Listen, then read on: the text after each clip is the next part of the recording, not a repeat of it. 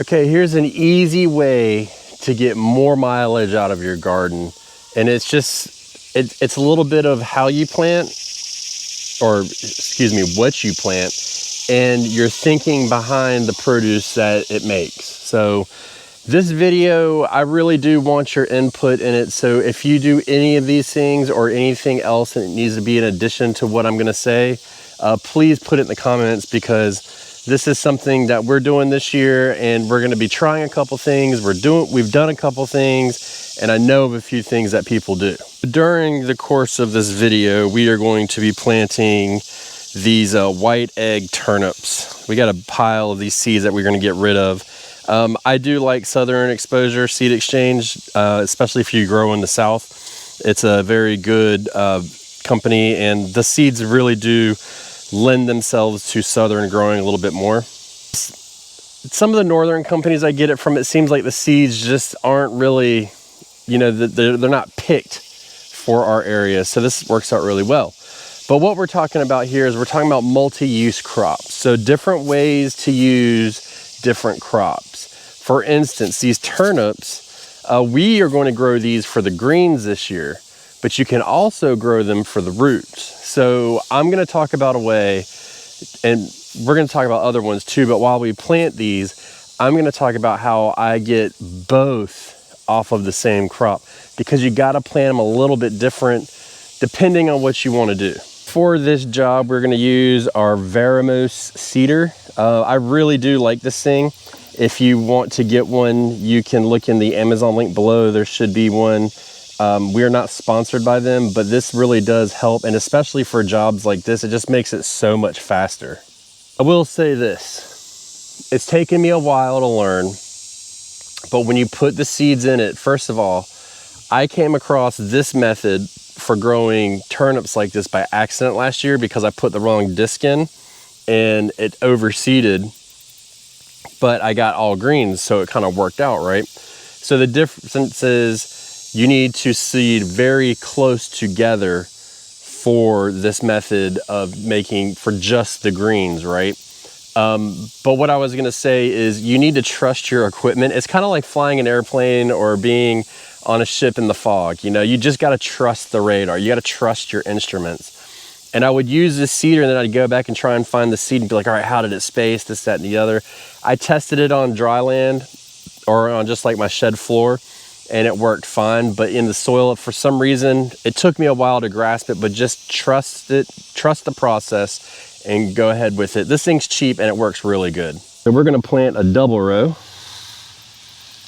Hopefully that's enough. If not, then I'm gonna have to run out and get more. It takes a lot of seeds. So the plan here is to go along this drip line here and do a double row going across. That means one on one side, one row on one side of the line, one row on the other side of the line, and should give us even spacing-ish. You know, we're not really overly concerned about spacing for this. We chose this bed in particular because we have other things direct sowed, so we're every day we're coming out and we're just wetting the surface to keep the soil moist so the seeds can germinate. So it's gonna fall in perfect with this. Last year we did this, and like I said, I had the wrong disc in, and it got jacked up pretty bad. So we didn't really do much to change it. We just went ahead and just grew it and said, hey, we're gonna deal with it. And funnily enough, I didn't really do a good job of harvesting the greens. My mulch is causing me issues right now. So I didn't do a great job with harvesting the greens, because what I wanted was the roots. And so what I ended up doing is I harvested the greens, obviously, but then I came back and I started thinning in between. Then we ended up getting roots out of it too. So that worked out really good. But this is a way you can do both. Now, I would say that getting the roots is just like an afterthought if you're gonna plant like this. It's not something that I would depend on, but at the same time, it's an option, especially like, let's say you get tired of eating the greens, then you can add it, and that happens. You know, you grow, and then you get the greens, and oh man, that worked out perfect. And you want something a little different. So you do that. So multi-use crops are really important because some plants you can grow, you can eat while you wait for them to finish out. You can, there's all kinds of ways you can do it. One of the ones that I get suggested about a lot on my channel is sweet potatoes. I don't eat the sweet potato leaves. We grow our sweet potatoes solely for the root, the tube, the potato, whatever you want to call it. But you can eat the leaves. A lot of people saute them and it's really good. It does do a plethora of leaves. The reason why I don't is because the way I look at it is every leaf I take off is a little bit smaller of a potato that I'm gonna get. So I try not to remove leaves at all. Even though it's coming out in my grass, you can see I don't cut the leaves very much so I can trim the grass. I just let it grow. And it does cause a little bit of an issue. Every once in a while I'll clip an edge, but nothing crazy. That's just me personally. Especially I can see the benefit of this for sweet potatoes too, because in the summertime, there is a true lack of steamed greens on the plate. Naturally, and from your natural environment in your yard, typically speaking. So I could absolutely see the draw to that. It's just not something I do, but hey, it is what it is, right? Another one is from over here. We've got beets planted here. So y'all know that I'm not a big fan of beets. I want to, so we're growing beets. We're growing one row of beets just to kind of test it out. But the idea here is you can eat the beet, you can eat the green, you can eat the root, you can do all kinds of things. And the good thing about eating beets for the greens is when you harvest the beet, typically you can eat the green at the same time. The leaf doesn't get overly nasty or anything like that. So it's like an added bonus, right? A lot of these you have to either pick one or the other, typically speaking, for optimum results. But for beets and stuff like that, you really don't have to. So that works out really well. Now, one thing I don't know about is like our rutabagas here. They're so similar to turnips. I don't know if they would do the same. If I have space and I have extra rutabaga seeds, I'm tempted to try it and see how it goes. Just to see, do a small row in one of these beds up here. And if we get them, great. And if we don't, fine. But I'm not totally sold on it yet. I don't know why. I think it's just because I've never heard of anybody doing it, but that doesn't mean it's not possible by any stretch of the imagination. Bed here will be for two of them. One of them, the first one is the cover crop we have here is buckwheat. You can grow it to heal your soil, to take the phosphorus out of your soil, to help build your soil biology, for living mulch at the end. And then if you have enough, you can take the seeds and you could, if you wanted to, mill them down and make, you got it, buckwheat flour. I don't know if you would get enough out of it to make a difference. I mean, for what I have here, you probably get, I would imagine, a tablespoon. But if you did enough, and let's say you cover cropped a large enough section or you grew it somewhere in your yard, you could absolutely do that.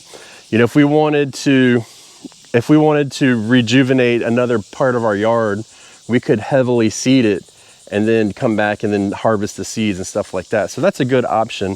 It's kind of a throwaway though, in my opinion, because you're just not gonna get a lot, but depending on how much land you have, it could be worth it. Now this bed this year was fully covered in carrots in the spring, and carrots, believe it or not, obviously we eat the carrot, but the top is a replacement for basil in some recipes. So if you didn't know, now you know, you can harvest the tops and you can eat them. You can harvest them when you harvest the carrots. So you're not even wasting anything necessarily. Let's say you plant seeds and things just don't go like you want. Carrots can be kind of difficult. It happens, right?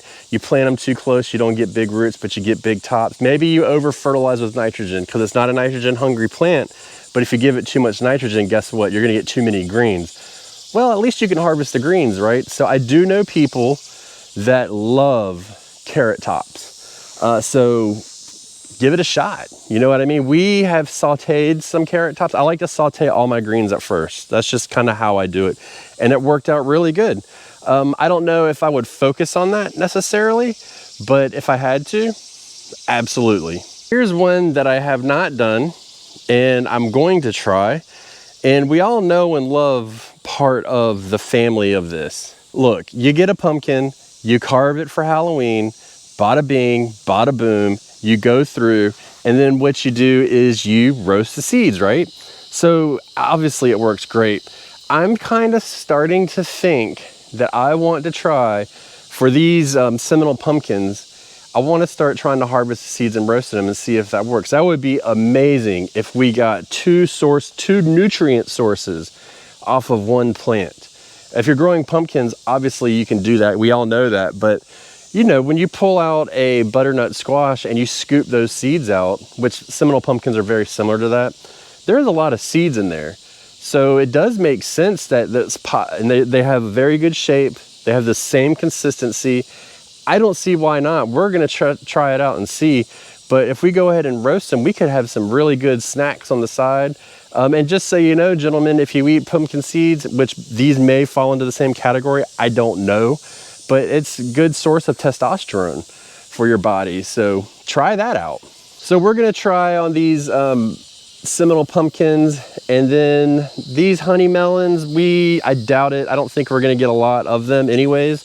But if we do and they give us a lot of seeds, fine. But we are starting to see pumpkins coming up now. So we limited the way we grew because this plant will give you so many. We cut the grow time in half this year to try and get half as many. And if we get 20 pumpkins off here, that's what we want instead of the 80 we got off of one plant last year. If you adjust the way you plant on some things and you know, the varieties you grow, if you play around with it, I think we can get a lot more mileage out of our gardens. I know, for instance, like way back, broccoli was not grown for the head, it was grown for the stems, which is kind of funny now because if you go and you ever buy like frozen broccoli or something, you open it up, it's like all stems. It never used to be that way. But it used to be grown for the stem and the head was discarded. You know, the florets were discarded. And even the greens. You know, if the leaves are in good enough shape, then you can eat the leaves of those too. You can steam them on up. We've done it before. We did it by accident where we grew, I don't remember what it was we were growing, whatever it was, we thought we were growing a Chinese cabbage. And what it ended up being was a broccoli, but I was steaming the hell out of the broccoli leaves. They weren't bad. I thought they were a little bit tough, but you know, but I also was expecting to be eating some kind of cabbage, and it was a different kind of broccoli too. I don't remember the variety of it, but it wasn't like your typical heading broccoli. It was grown for the greens and stems. It was like all stem and no floret. So that was something we did. It grew really well. I wish I could remember what it was, but you know, sometimes you stumble across these things and you find something that works out really good.